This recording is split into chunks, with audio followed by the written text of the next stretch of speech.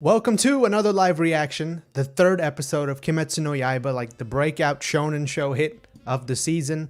So far, we've got one real action scene in the show so far, and the main character Tanjiro hasn't really learned that much since the first episode, but we do have a firm establishment of character, and we know kind of what the characters are going to do, what their ultimate goals are going to be. And last episode, we were introduced to this goblin mask guy, who we learn is going to be Tanjiro's teacher, and he's uniquely qualified to do that because he has the same power, that like super sensitive sense of smell that Tanjiro does. So without further ado, let's see what happens in episode 3. So just a little bit of background. His sister is in the cabin because he had to do this challenge that the goblin mask guy set him to do, and he had to navigate his way down a mountain that's just full of traps set by this guy, presumably to trip him up, and he had to learn how to use his smell to like navigate all these traps. So now he's back, and he made it before sunrise. So he's passed the challenge, and he's, I think, going to be initiated into the Demon Slayer Corps. So let's see what happens.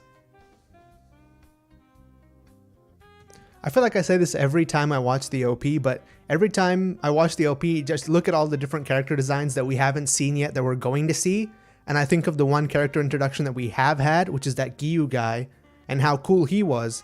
I'm just super hyped to see all the characters coming out, because I know this show has a relatively long episode length, so I'm assuming that we're not going to see all of them until maybe the end of the first core, but I am super hyped to see all of them and what powers they have, because so far we've just been introduced to the world, and I like the world and the setting and everything like that, but I'm very hyped to see the characters. Good. I love mysterious leaders. So far in every like shadowy organization we've seen in a shonen show, the leader is always mysterious. If you think about the leader in Hunter x Hunter, we only get to really learn about him towards the very end of the show, and he turns out to be a complete badass. So that mystery really like heightens the sense of what the power cap is going to be in this world, because there used to be a problem with shonen that every new villain or every new character introduced just increased the power cap of the show, so the other characters had to rise up to meet that, and that meant that you couldn't focus on a lot of the cast of characters, you could only focus on a few people. And the most like ready example of this is Dragon Ball Z, right? Where at the very beginning in the Saiyan saga, every character had some kind of like viable strategy to fight people and maybe even win, but towards the end there's only Goku and Vegeta, and that's it. No one else is strong. Not even Gohan, who killed Cell in Cell Saga. He's not even relevant anymore. It's just Goku and Vegeta. But if you have an outside entity set of characters that like impose a power cap on the show, for example, in Hunter x Hunter, there's that like sensei guy who's the head of the Hunter organization. He's like the most powerful guy in the world. So you know for sure you're working up to a certain level, and you're not just going up without any limit, right? Because that kind of makes the upward movement meaningless, because you're not really achieving anything. So I'm hoping this Demon Slayer Corps leader guy, that was a heck of a tangent there. I'm hoping this Demon Slayer Corps leader guy kind of imposes that power cap so we don't get that power level problem with this show.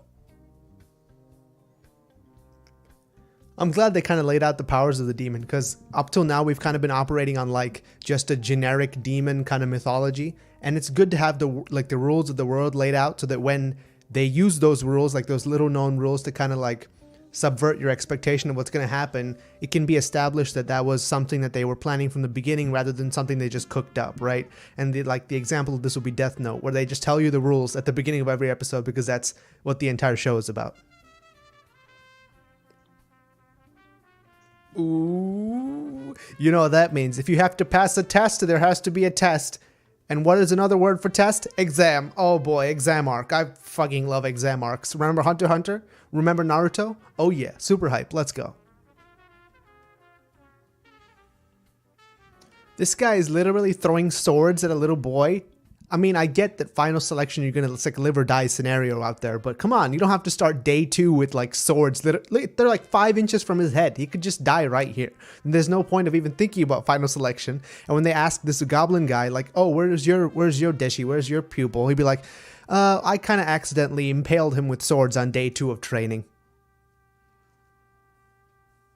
I kind of like that he's keeping a journal, because there's a long like literary tradition of like samurai and people in this era keeping journals, and that's kind of how we know a lot about the events of the time that we do.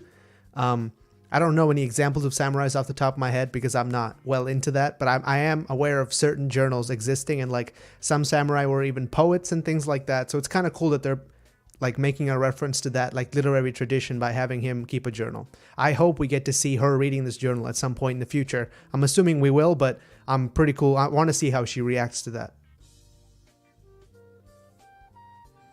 He was counting to 1,000, so it reminded me of that Bruce Lee quote, like, don't fear a man who practices 1,000 punches once, fear a man who practices one punch 1,000 times.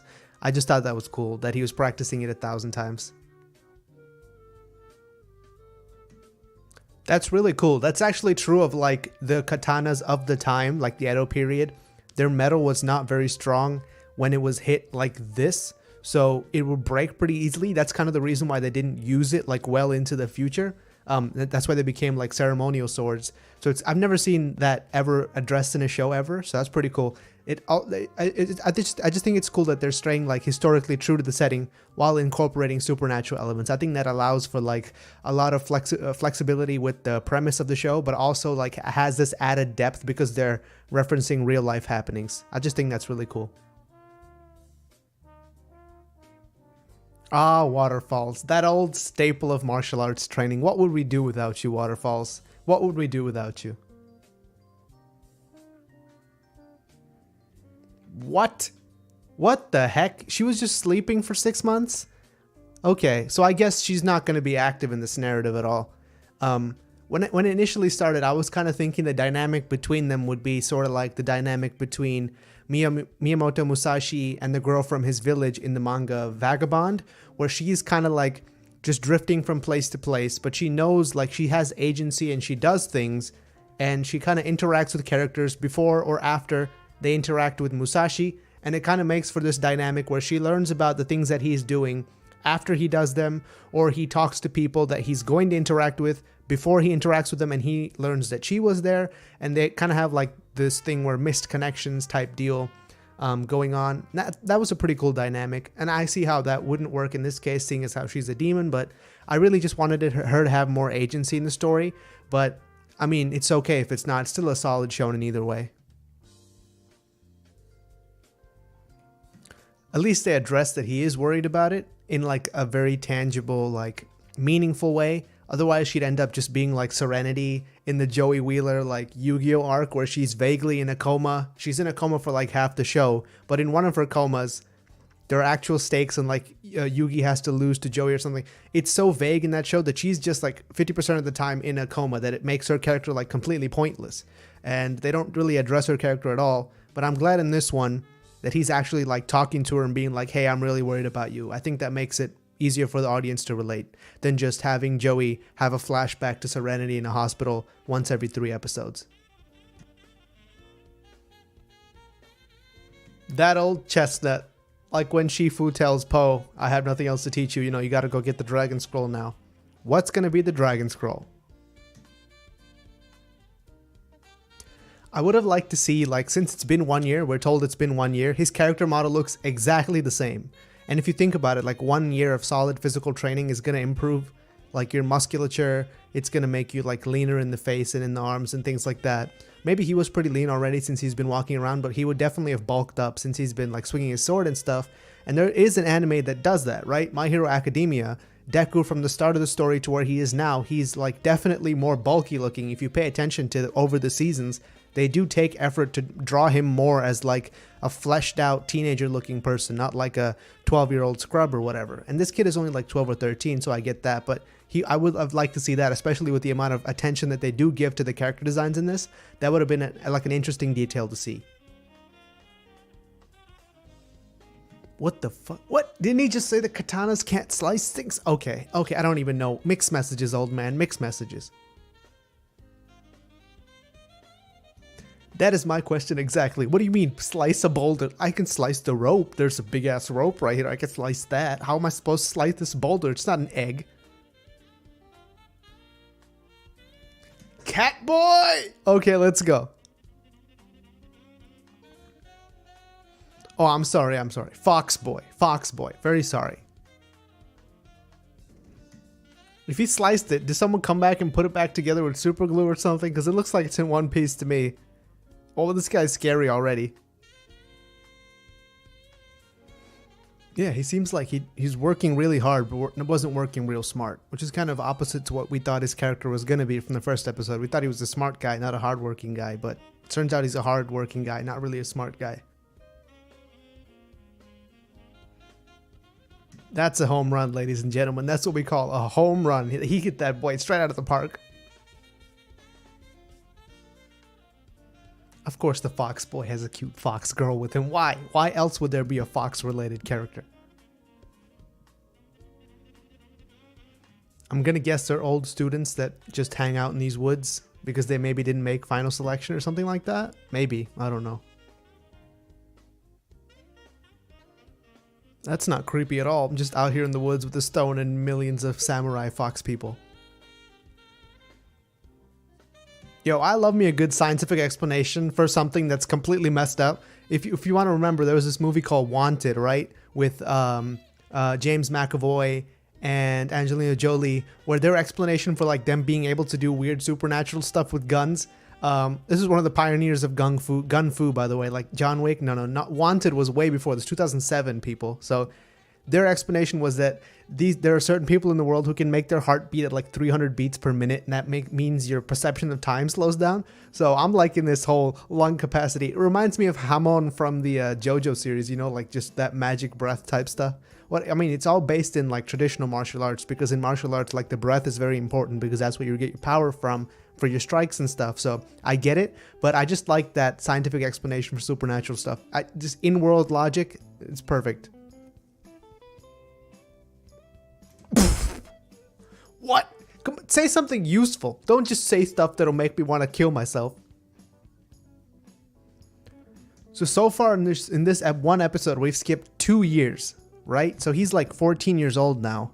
And his sister just been asleep for 2 years. We've just completely forgotten about her. And he's just been training in the woods with these fox people. I don't know what he's been eating. I'm guessing the goblin mask guy has been feeding him. But 2 years, you should really have improved. Let's see what happens. Long-haired, sexy boy. Let's go. Shout out to the bokeh effect on the snowflakes, because that's pretty effective. If you look, there's only one plane of snowflakes that's in focus and the rest are all blurred. This is one of those particle effects you can do when you're doing CGI. And just to comment, I'll wrap this up at the end, but their overall use of CGI in these fight scenes has been pretty awesome.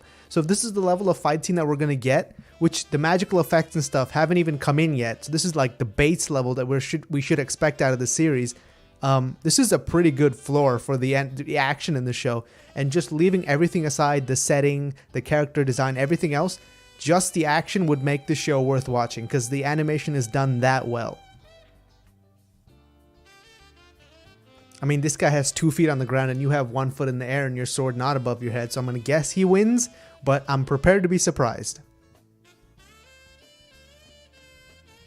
So this kid is only like a year and a half older than him. He looks like he's 15 or so.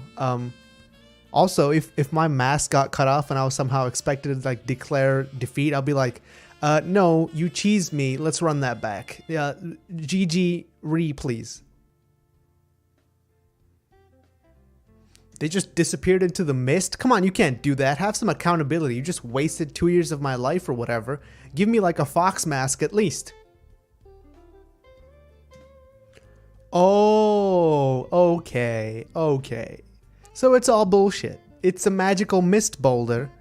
And it's like Sphere. If you've ever seen that movie Sphere from the 90s, which I'm sure none of you have ever seen, in the end, half of the movie is just a hallucination where they just walk into the sphere, right?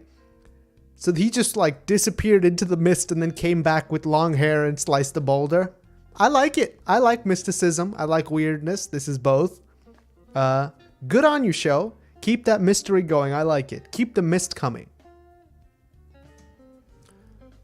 So that's episode 3. I mean, it's kind of what you would expect out of an episode 3. I feel like an episode 3 is where like a shonen anime or an action show of any kind of earns its keep or loses interest for people.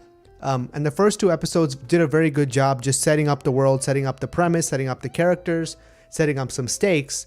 But if you remember, like in a show like Hunter x Hunter, the 3rd episode or so is when things really start moving. And Hunter x Hunter moves like incredibly quickly because we're introduced to the premise of the Hunter exam from the very get-go, and we kind of like flashback see people's backstories, so we kind of know what the stakes are already. But in this show, because we're moving in this way, we have to have like some event to establish stakes early, because how shonen works generally is there's like a long-term goal. So in Hunter x Hunter, that would be like Gon wanting to meet his father, and in this it's like Tanjiro wanting to turn his sister back into a human. But there are a number of short-term goals that have to be achieved in order to achieve that long-term goal, and in this case he has to pass that final selection. He has to enter the Demon Slayer Corps if he wants to do that, right?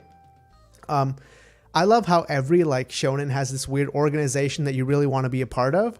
I don't know if it's like a Japanese cultural thing, but I feel like Western kind of rebel or action narratives don't really have an organizational structure like this, but it seems like most Japanese ones do. Like if you think, except maybe Dragon Ball Z, I don't think that does. Naruto, there's like the villages and the ninja, and you want to be a Chunin and a Jonin and things like that. And in this, there's Demon Slayer Corps, and we get introduced to these two just weird characters that just come out of nowhere, teach him what to do, and then disappear. And it could be, since they're fox masks, I'm going to go out on a limb here and say that maybe they're like fox spirits that inhabit the boulder, because the boulder did have some kind of ceremonial rope around it. It could be that it contains these like spirits inside it. But then my question would be, why did they wait 6 months for him to like just attempt like non-magical ways of doing this and then show up? Or maybe it's like a dedication thing where they want to know that you're really dedicated to the cause before they like waste their time on you. It was pretty cool that he like sliced the dude's mask off. But that dude was like in perfect stance, by the way. He had both his feet on the ground. His sword was like right here. It was coming down. It was about to like wreck his world. And he just slices that mask, and it's like, oh, that scar on the mask is a scar on his face too. And that's an interesting thing to note, is like that dude has a scar on his face. Tanjiro has a scar on his head. I don't know if that has some kind of like thematic significance that we'll learn about later, but I'd be interested to know about that. I'm assuming at final selection is when we're going to meet that little orange robed yellow haired boy that we see in the OP. At some point he's going to learn how to use his powers too, probably. We haven't seen him do anything to that extent yet. I'm super excited to see what happens in that regard, because that water animation is like so sick. And to see it moving in real time would be insane. I'm presuming that's why they use so much CG in the show, is because they can only do this kind of cel-shaded like effect animation most effectively in 3D. Like it would be so hard to animate this in 2D for every like 3 seconds of fight, and you generally want a fight scene to be longer than that. This is the first time we got like a real fight sequence in this show. There was a little bit earlier with that demon, but he didn't really do much. Nezuko just kind of kicked his head off. So that ended prematurely. But in this episode, we got to see him and the Fox Boy like just go at it. And the Fox Boy's like character design is also sick. And I don't think we're going to see him again. So just the amount of effort that went into that. It seems like this manga like really made its name on like the setting and the character design and just the amount of thought that went into the world itself, which is what I like to see in shonen, because even if you remove the characters, if you still have a great world and a great cast of characters around them, it makes the shonen just that much better, right? Third episode of the show, the stakes have been established. Super hype for episode 4 when we get to see like the beginning of the final selection. I'm all about exam arcs. Chunin exam arc was so hype. Hunter exam arc, so hype. Very excited to see what happens next week, and I wish Tanjiro all the best luck, right? The show is shaping up to be really good so far. So thanks for watching. Like, subscribe, all that good stuff, and I'll see you in the next video.